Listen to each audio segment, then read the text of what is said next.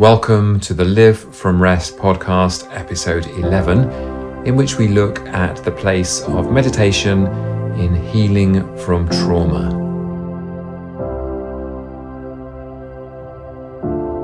I'm Steve Smith, your host and the author of the Live From Rest app. Each week in this podcast, we take time to explore the ancient art of being. We host conversations, short talks, and reflections about how we can live from rest in a world full of busyness and distraction. Today, I'm going to play you a recording I made a few days ago over the phone using Zoom, in which I interviewed Giles Lascelle. Giles Lascelle heads a charity or a not-for-profit organisation called Breakthrough, based in the southwest of the UK. Meditation is one of the tools that Giles uses to help survivors of trauma. A few years ago, I met Giles when he came to speak at a conference that I was organising. I run an organisation helping people deal with addiction, and I do believe strongly that meditation is a powerful tool for people struggling with addiction, as it is for any of us. And Giles came and gave some fantastic insights on the art and practice of meditation. So I'll play you our recording. Giles, welcome to our Live From Rest podcast. Hello, Steve. Thanks for having me. Yeah, well, it's so good to connect with you again. It's a few years since we last had a proper chat. We really enjoyed having you come to our Keys conference where you shared so well. And we're so excited to hear what you're going to say to us about the place of meditation and stillness in relation to healing. Giles, we know that you're an ordained church minister. You're an experienced psychotherapist. Do you want to just start by telling us a little bit about your work? Okay, so I've been a psychotherapist since the mid-1990s, and I run a charity called Breakthrough. And the charity works mostly with adult survivors of childhood trauma. We also do work sometimes with adult survivors of adult trauma, but mostly we focus on the adults who were the children, who were perhaps abused or experienced some other form of trauma when they were younger. Wow. And you're based in Bath in the southwest of England? That's right, yes. So we work mostly in Bath and a little bit around Bristol, Wiltshire and other places around the southwest of England. So how far away do people come to you from? Well, we have people coming from, I guess, about an hour's drive, hour and a half's drive in any direction. As a lot of similar services find, we are very oversubscribed. We don't really have enough capacity to meet all of the need, but we do our best. Great. Well, before we finish, we'll make sure that we give our listeners a link to your website. And also, actually, before you finish, I want you to mention your book as well, because you've written a book on your work, haven't you? I have indeed, yeah. Yeah, we'll make sure we come to that. So, Giles, maybe you could start by just telling us a little bit about your view particularly on the place of meditation and stillness when it comes to helping people with trauma and maybe healing in general, not simply trauma.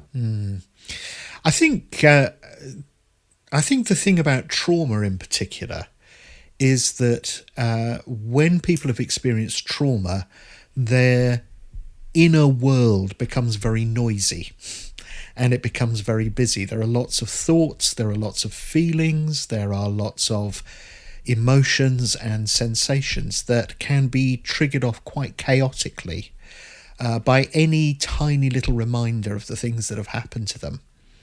And so their minds can become incredibly busy. And one of the things that we've discovered is that by teaching people to meditate or be mindful, it helps them to find a place of stillness where they're not getting caught up in all of the noisiness and busyness that's going on in their head.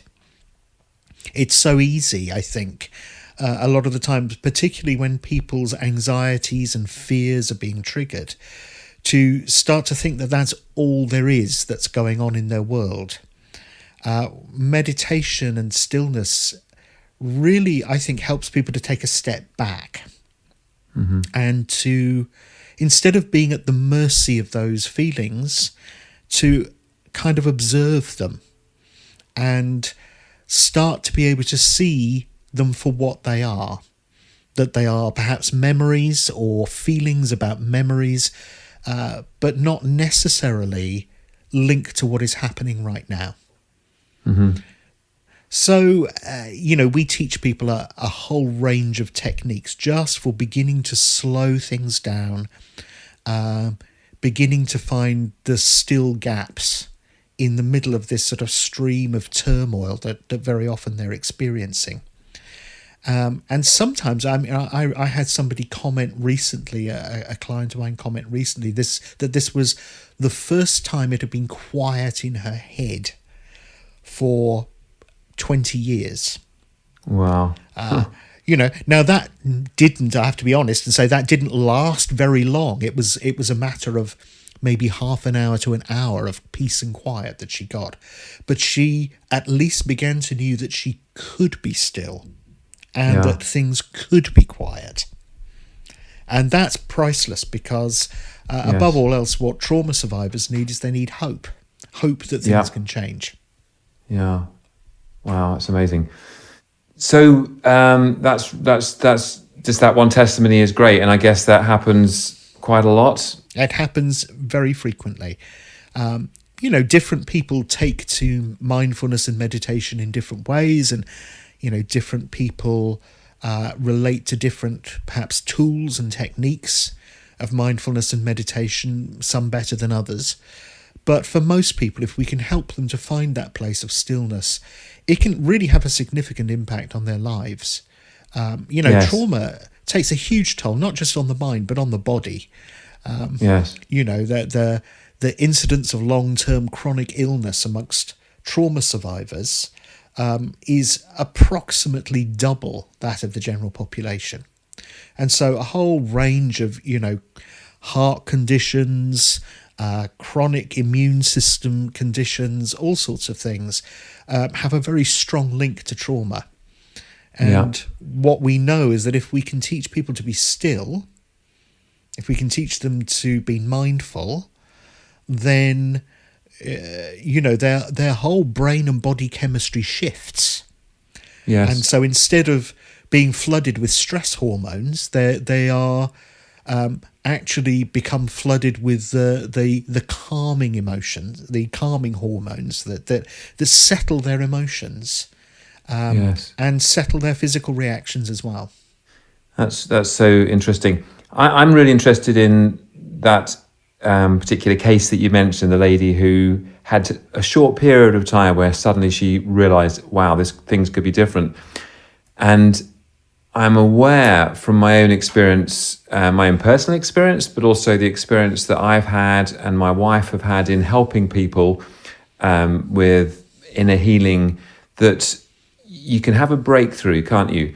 But it's so easy to lose it. And maybe sometimes the most important aspect of inner healing ministry is actually the working it out, isn't it? And following it through, probably for quite a long time. Absolutely. I think that's really, really important. I mean, one of the things that we try to do whenever we teach people these tools and techniques is teach them as a practice. This is something they can carry with them. We want it to be simple. We want it to be easy. We want it to be something that they can do in 10 minutes every day if necessary. Just to build up that practice of learning to still mind, body, and just kind of bring mind, body, and spirit into alignment, if you like. And the more that they gain practice in doing that, then the more they're able to do that in the stressful moments. The more it becomes their default. So it's not just something that happens in their 10 or 20 minute time of sitting, being still in the morning or in the evening or whenever it is they do it. It becomes kind of a learned response. That instead of panicking or instead of having their usual emotional reactions. Somehow they learn to default to this, stepping into this place of stillness and quietness. Yeah. But I know it does take a lot of practice, doesn't it? It certainly does. I mean, I've been doing this for probably longer than I've been a psychotherapist. So, and it's still not always easy when life throws us a curveball. Our brain chemistry fires off its stress hormones, and we can find ourselves at the mercy of it very easily. But I think what I've noticed over the years is that I've learnt to catch those reactions before they become overwhelming, and to take a step back and just kind of observe from a place of stillness. And which always helps. Absolutely. I like that phrase, before they become overwhelming. A couple of weeks ago, I did a session in this series and I entitled it, "The Fight for the Night is Fought in the Day." And what I meant by that was, it's best to prepare for the storms that sometimes hit us in the nighttime. The phrase you just used is to practice this discipline, if you like, before things become overwhelming. And that's sometimes the hardest time to do it, because my in particular experience is that I've used meditation to really help me sleep a whole lot better. And when things are going well, it's very easy to slacken off, isn't it? And then things happen and it all becomes overwhelming again. And then it's not too late, but you've missed a good opportunity to protect yourself from the stress that comes when things get overwhelming. Absolutely right. I think that's so true. And I think the more that we are able to connect with the still place inside us, that we all do have, even though we may not always believe that we have it, but the more that we learn to connect with that, the easier that becomes, and the more natural and instinctive that becomes. Brilliant. So, Giles, you're a Christian minister.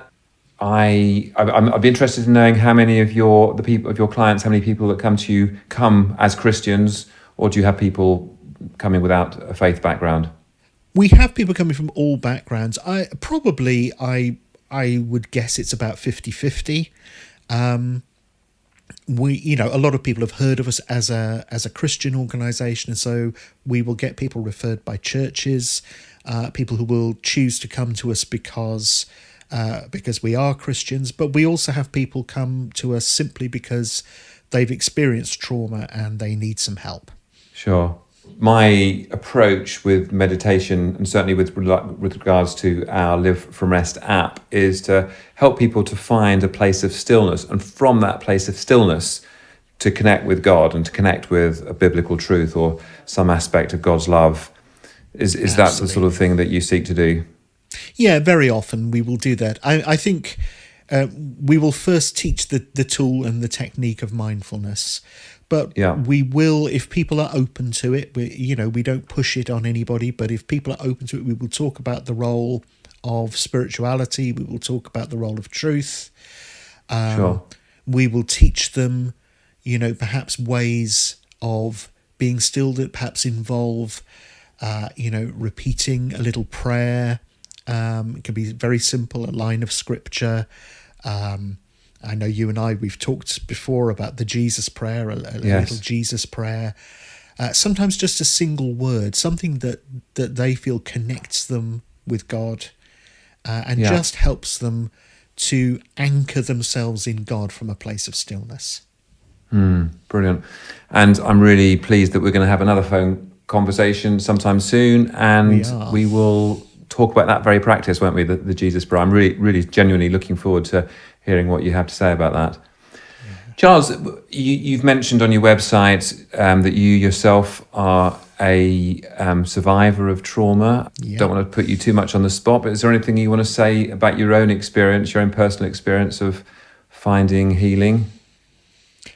I think for me, finding healing was very much bound up with faith. The journey started before I became a Christian. So I place a high value on some of the psychological tools that I've learnt as a psychotherapist. But I also came to realize that without a genuine connection to something that is much bigger than ourselves, the healing that we experience through therapy or anything else is likely to be partial and not complete. And so for me, it's really a case of helping people to journey to such a place that they can realize that for themselves.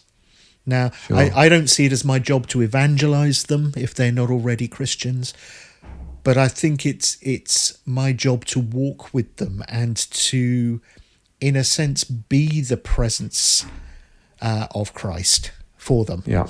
To be there and to manifest that and to demonstrate his presence and his love, so that they are making a connection, even if they don't know they're making a connection, and that's planting seeds, I think, that will bear fruit a long way down the line. Brilliant. Well, Giles, I'm really pleased that we're going to be having another session, and we're going to talk particularly about the place of the Jesus prayer and maybe other short prayers in relation to meditation. Just before we close, do you want to say something about your book and tell people how they can access it? Okay. Yes, I have a book being published on the 17th of October. It's called Breakthrough: The Art of Surviving, and it's published by a wonderful Christian publisher called Instant Apostle. And they can get hold of that from any good bookseller, or they can also buy it directly from us on our website. So our website is www.traumabreakthrough, that's all one word, traumabreakthrough.org. And you'll find out more about what we do there, the work of the charity and the ways that we support people. And as I say, we also have a little online shop in which they can buy a copy of the book, Brilliant. which hopefully they'll find useful, whether they're a survivor of trauma themselves or somebody who's supporting survivors of trauma. Great. Well, we'll put a link to your website on the blurb that goes with this podcast. We've got a lot of listeners in America and other parts of the world, so I believe if they can't get hold of a physical copy of the book, they can get hold of a Kindle version. Is that right? Yeah, it's released on Kindle as well, so they should be able to get hold of it that way. And hopefully at some point in the future we'll do a US edition, but that remains to be seen. Great. Giles, I am so grateful for you joining me today, and I'm looking forward to our next session. Thank you so much, and bye for now. And thank you, Steve, and bye for now. Thank you. I do hope you found that helpful, and I do look forward to having Giles on this podcast before too long. One of the things that Giles said was that instead of being at the mercy of feelings, we can instead observe them for what they are. I think that's a really great quote. I'm going to say it again. Instead of being at the mercy of feelings, we can observe them for what they are. And that means we can decide not to be ruled by them. And that really is where the practice of meditation is so powerful in helping us to deal with negative moods and emotions and thoughts. So I really encourage you to engage in meditation. I do hope that you are familiar with our app, Live from Rest. If not, you can download it from the App Store or from Google Play Store. One of the categories of meditations that we have is mindful, called mindful. And if you're new to this whole concept of mindfulness and observing thoughts, I really encourage you to use the meditation. It's 15 minutes long. Giles was encouraging us to maybe 10 or 15 minutes a day to practice noticing our thoughts. And this particular meditation will help you to observe what you're thinking rather than finding yourself at the mercy of negative thoughts and emotions. So give that a try. Do remember that you can try our app for free for a month if you haven't subscribed. So again, thank you so much for joining us, and we look forward to being with you again in a week's time. Bye for now.